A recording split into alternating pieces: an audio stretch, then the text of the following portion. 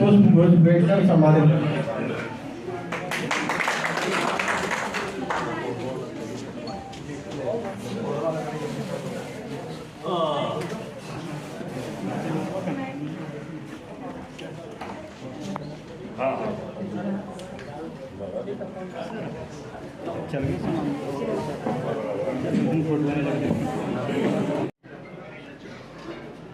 हम इस काम को लगातार कर रहे हैं और बिहार में जब से जल जीवन हरियाली योजना शुरू हुई है उसके नोडल डिपार्टमेंट हमारा ही डिपार्टमेंट ग्रामीण विकास है।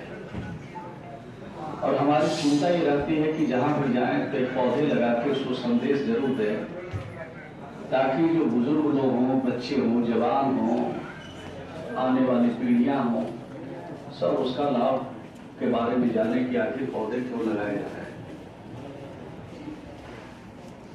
अब तक हम लोगों ने बिहार में 15 करोड़ से ज्यादा पौधा हम लोगों ने लगाया है और 2025 तक हमें 19 करोड़ से, तो हर स्तर पर ये काम हो रहा है। और काम के पीछे यही कारण है कि आज पूरी दुनिया जलवायु परिवर्तन से परेशान है। जलवायु परिवर्तन किसको कहते हैं? ये जो मौसम है जिसकी चर्चा एमपी साहब ने किया, कि जो मौसम है उसका मियाज इतना खराब है, पौधे बड़े हो जाएंगे तो जीवन में कभी उससे कोई बुराई नहीं निकलेगी।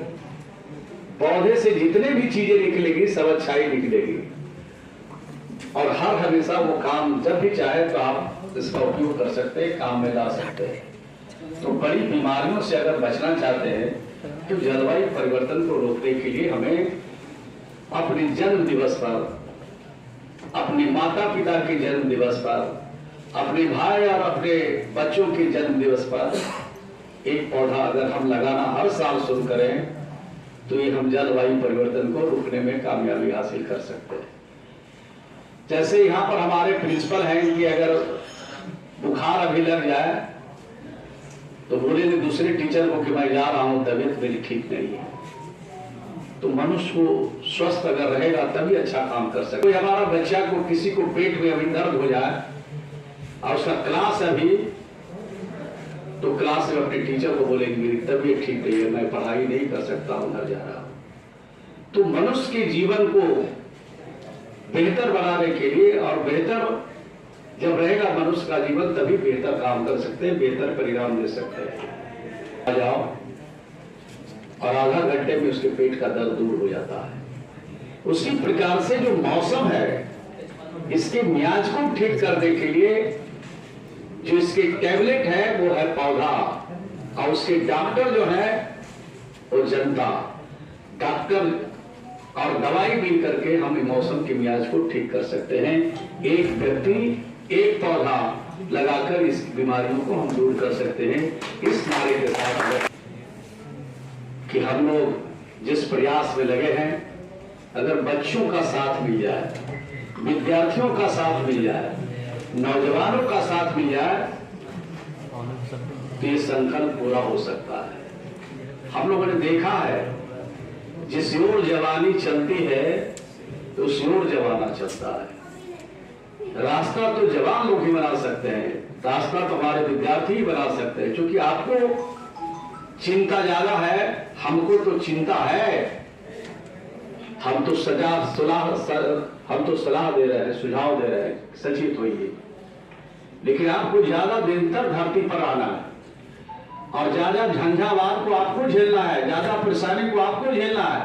हमको तो जितना झेलना है झेल रहे हैं और हमारे साथ आप भी झेल रहे हो। यह नहीं कि आप नहीं झेल रहे हो। अगर बिजली नहीं रहे एक क्षण तो लगता है कब सांस रुक जाएगा। बिजली एक क्षण के लिए जाती है तो लगता है कि अब मुश्किल हो रहा है। अगर 15 मिनट बिजली कट जाती है किसी गांव में भी तो उस गांव की तरफ से 10 फोन 15 मिनट में आता है। तो आप सोच लीजिए कितना मनुष्य का जीवन दुर्लभ होते जा रहा है। तो हम लोगों ने बहुत काम किया है। अभी प्रिंसिपल साहब ने रेन वाटर हार्वेस्टिंग के बारे में कहा। छत पर जो वर्षा जल है उसको भी संरक्षित करने की बात कही है, सरकार की तरफ से भी हो रही है। तो हर प्रकार का काम हो रहा है। जितने हमारे पोखर थे, तालाब थे, नदी थे, सब का हम लोगों ने घाट निकाला है और भी निकल रहा है। तो कोशिश हमारी है कि हर तरफ से इसको हम लोग ठीक करें।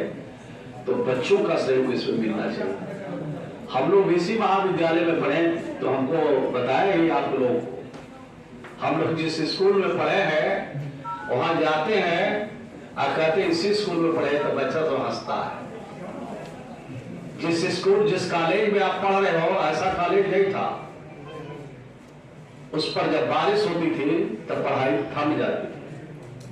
क्यों थमती थी? वो करकट का बना हुआ था और उस पर बारिश का जब चोट पड़ता था तो अलग सी आवाज निकलती थी, नीचे से आवाज दूसरा और ऊपर से आवाज। तो कैसे हम लोग फिर बुलाइए, हम लोग भी आएंगे और एक स्मारिका भी छपाइए। स्मारिका छपाइएगा, उसमें उन लोगों का जरूर रखिएगा जो लोग यहाँ से पास आउट हुए हैं, यहाँ से पढ़ के गए हैं। बहुत सारे गुरुजी भी तो दिवंगत हो गए होंगे, लेकिन जो पढ़े हैं अभी हैं, कुछ काम कर रहे हैं, उनको एक साथ मीट टुगेदर होना चाहिए। कभी कभी तो लगेगा कि नहीं, इस कॉलेज से जो भी पढ़ने वाले लोग हैं वो भी ऊंचाई पर गए हैं और यहाँ के जो शिक्षक हैं जिनकी वजह से ऊंचाई पर गए हैं वो भी पूजनीय हैं। कम से कम एक बार उनको इस तरह के मौके को आयोजित करके उनसे उनके आशीर्वाद लेनी चाहिए। तो ये अच्छा लगेगा, मैं समझता हूँ यहाँ के भी विद्यार्थियों को अच्छा लगेगा कि भाई जिस कॉलेज में हम लोग पढ़ रहे हैं वहाँ मंत्री भी हैं, वहाँ एमएलए भी हैं, वहाँ एमपी भी हैं, वहाँ कलेक्टर भी बने हैं, वहाँ पर आईपीएस भी बने हैं। तो अच्छा लगेगा, इनके मन में जज्बा भी पैदा होगा कि काम करना चाहिए। मंत्री महोदय का मैं हार्दिक अभिनंदन करती हूँ। मंत्री महोदय ने जितने विस्तार से जल जीवन और हरियाली को लेकर यहाँ पर चर्चा किए हैं, इसे हम सभी शिक्षकों को, हमारे यहाँ उपस्थित छात्रों को उनके बातों से सीख मिलनी चाहिए, शिक्षा लेनी चाहिए। उन्होंने जिस तरह से हर एक पहलू को ध्यान में रखते हुए हम लोगों को प्रेरित किए हैं, उसे हम ध्यान रखेंगे। और उन्होंने हर एक बात को बताया है कि किस तरह से सरकार की योजना है कि 18,000 किलोमीटर लंबी मानव श्रृंखला बनाकर बच्चों को जल जीवन और हरियाली कार्यक्रम के तहत प्रेरित करना, इस पर भी विस्तार से उन्होंने चर्चा किया। 19 करोड़